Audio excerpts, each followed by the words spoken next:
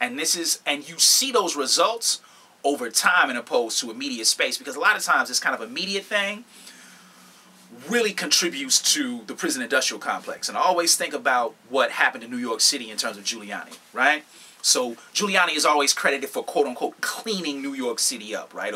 Especially looking at places like Times Square, what have you. But what did he do? I mean, he just essentially came through with paddy wagons and scooped up folks and demanded that they move, and then put this kind of Disney World thing up in the middle of Times Square to attract tourists. I mean, that's not cleaning stuff up. That's moving people out, right? Yeah, they help Times Square, but not the people. But not the people. So this same thing that I'm gravely concerned about here in Chicago, when you talk about, you know, heavier police presence, gang hotspots, gang tactical units, you know, all of those things, in my understanding, contribute more to the prison industrial complex. And I think a place that actually looks at it to address it in a more holistic manner and interrupting that pathway to prison would be in schoolhouses and places that provide living wages.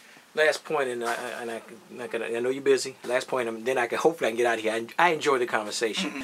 What I try to push as a fake pseudo revolutionary activist, very pseudo, very very pseudo, that it'd be nice if you quote unquote poor. Mm-hmm. I hate to use the term underclass, so that sounds mean for the sake of argument. The underclass. Mm-hmm. How do you provide the underclass, middle class values? Is it possible, meaning that can poor people in a place like Inglewood or Roseland, parts of the West Side, if everybody's poor, household income is let's say 30 to 50 grand a year, can we have clean neighborhoods, safe neighborhoods, and excellent schools? And meaning that how much resources or where the resources going to come from? Who's going to teach that young lady who's 15 with the baby?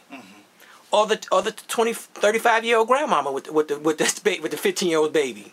How do we teach them? This is how you should raise your daughter and your son in spite of your poverty. Right. And I don't think about it. I actually complicate it a little more. So I don't necessarily think about those as middle-class values. Yeah, you know what I'm saying. For lack of a better term. Yeah. I actually think about that. How can we actually talk about living in a space where we're actually thriving in our communities, right? So to create exactly what you always say in Viewpoint, right? Right. Clean neighborhoods, safe schools, right? Yeah. This type of space. So if we talk about that, where are the spaces where we can create tangible examples of what that looks like, right? So it's not this thing in absentia, not you looking at on TV to actually imagine yourself in this space, but what can we actually do on the ground to support this type of understanding in communities that can thrive and actually work to change the conditions.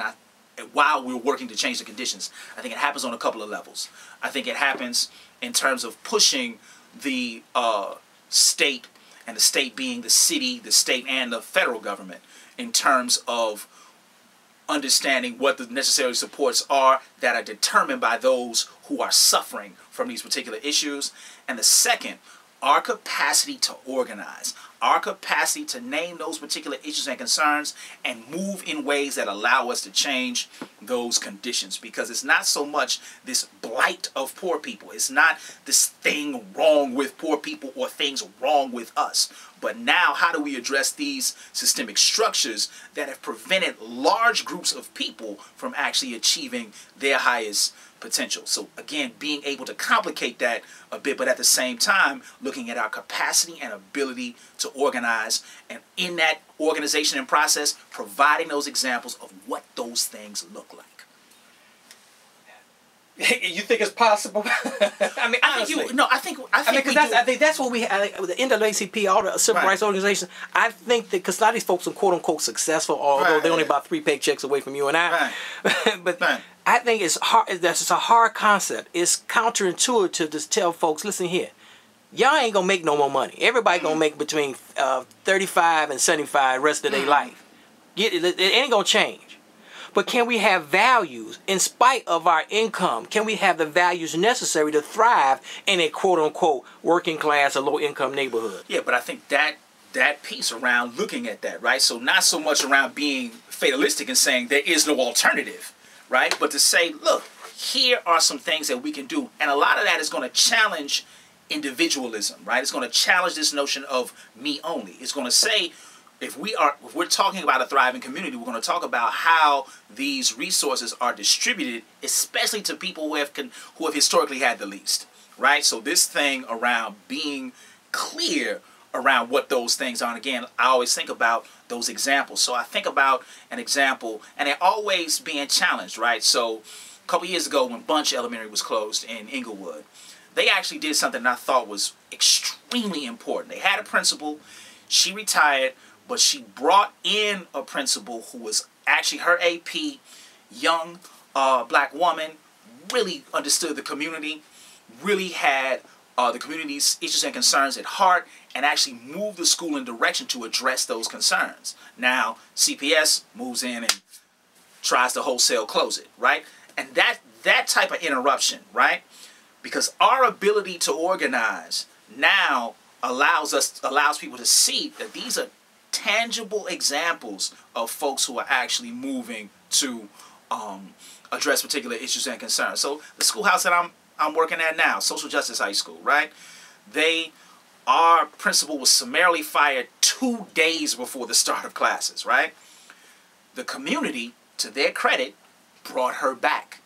But they brought her back with based on the understanding that this woman was wrongly fired, and she had actually put some things in play to get the school what they need. So we have these examples. So if we look at school now that's they're trying to close in Humboldt Park, named Ames Elementary. Got a principal that knows what they're doing. CPS wants the building to build this military academy. And here are young folks who are really thriving and doing what they're supposed to, or even like Casals last year. I mean, here's something, Mark, that I have never seen before. Casals had young people scoring in the 73rd percentile in terms of their reading score. They were a neighborhood public school scoring higher than the local magnet school, right? And CPS closes it because they want a feeder school for their contract organization, the Academy of Urban School Leadership. We have to name that, right? So this thing around understanding that if we're going to create those spaces, we have to be damn sure about our commitment to defend them, right? So this thing around really understanding that, and we're talking about a protracted, continual struggle if we're talking about creating clean neighborhoods, safe neighborhoods, good schools.